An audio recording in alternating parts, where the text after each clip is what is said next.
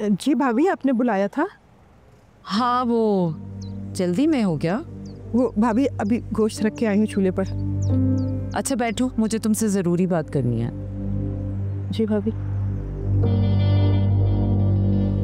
तुम्हें जो लड़के की तस्वीर दिखाई थी उसके बारे में बात की तुमने? जी भाभी, की थी बात। फिर क्या सोचा तुम दोनों ने? कुछ बोलो। भाभी वो मैं सोच रही थी कि अगर शहर की तालीम मुकम्मल हो जाती तो। क्यों बुरी करना है उसे? रमशा से बड़ी है वो। मुझे रमशा की अभी से फिक्र है और तुम्हें शहर की कोई फिक्र नहीं है। वो भाभी, शहर चली जाएगी तो मैं अकेली हो जाऊंगी, और फिर अभी तो शहर के इम्तिहान भी हो रहे हैं ना। तो रिश्ता कर लो, मंगनी या निकाह करने में तो कोई अर्ज नहीं है।